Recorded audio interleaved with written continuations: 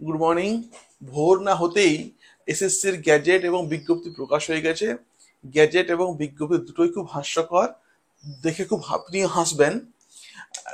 9-10 আর 11-12-এর যে পরীক্ষা পদ্ধতি এবং কোন কোন বিষয়ের উপর কত মার্কস থাকছে আমি খুব সংক্ষেপে বলে দিচ্ছি।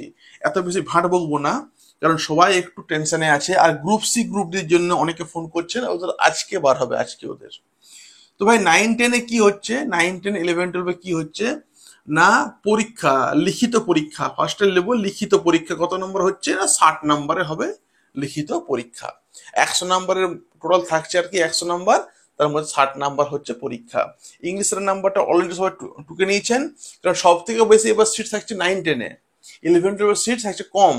তা বাংলা আর ইংলিশ যারা যারা এখনো পর্যন্ত 9-10-এর নোটস নেননি, আজকে যোগাযোগ করুন আর নিয়ে নেন, কারণ 2000 করে সিট থাকছে বাংলার ইংলিশে।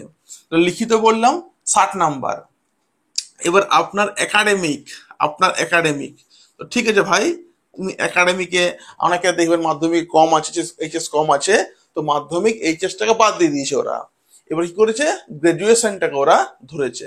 মানে গ্রাজুয়েশন বলতে এবার ধরুন আপনি 9-10-এ আপনার গ্রাজুয়েশনে 50% নাম্বারের ধরুন আছে।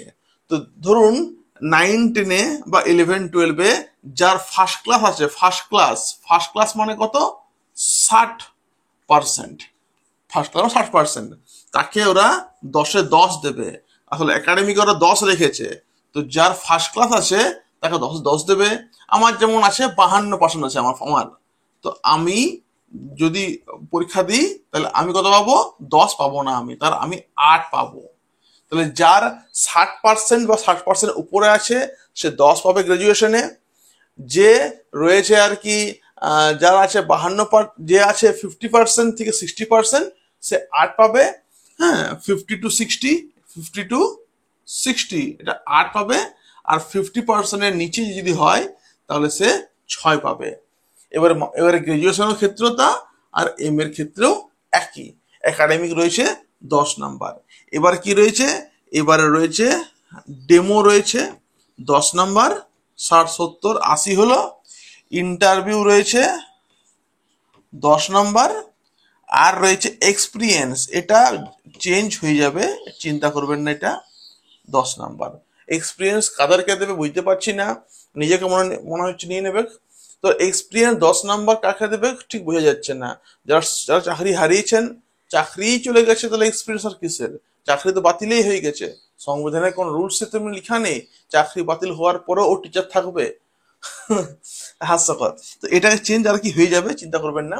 তো এই ডেমোস্ট্রেশন, যখন আপনি ইন্টারভিউ বোর্ডে যাবেন, ইন্টারভিউ 10 নাম্বার নেওয়া হবে। আর ওখানে ইন্টারভিউ আপনাকে 10 নাম্বারের একটা ডেমোস্ট্রেশন দিতে আর কি হবে, যে আপনি একটা, ধরুন বাংলা আমি টিচার, আমি কারক পড়াবো, আমি প্রত্যয় পড়াবো, আমি সমাস পড়াবো, আমাকে ওকে বোঝাতে আর কি হবে ডেমোস্ট্রেশন দিয়ে, যে আমি এলিজিবল ক্লাসে পড়ানোর জন্য। তো সেই demonstration 10 number, interview 10 number, experience 10 number, হলো 30।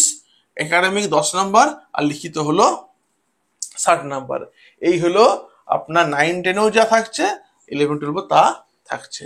আশা করি এখানে কোনো সমস্যা হওয়ার কথা নয়, তাই না? আপার প্রাইমারি ক্ষেত্রেও দিয়েছে, আপারটা আমি এখন করছি না, আপারটা পরের ভিডিওতে আমি করবো আর কি। প্রত্যেককে বলবো যে যা দিয়েছে দিয়েছে, আপনার দেখার নেই, আপনি শুধুমাত্র পড়াশোনা করে যান, কারণ এই বছর সমস্ত কিছু সিবিআই তত্ত্বাবধানে হবে। ওই জন্য আপনার ভয় নেই। এক জায়গাতে শুধু ভয় থাকবে, অনেকের 60%-এর নাম্বার থাকে বেশি, তারা 2 নাম্বার এগিয়ে থাকবে, মানে ম্যাক্সিমাম জনেরই মোটামুটি এই 50 থেকে 60-এর মধ্যেই আছে। তো 8 পাবে। কিছু কিছু ছেলে মেয়ে যারা খুব বেশি ভালো পড়াশোনায়, তারা হয়তো 60-এর থেকে বেশি থাকবে আর কি।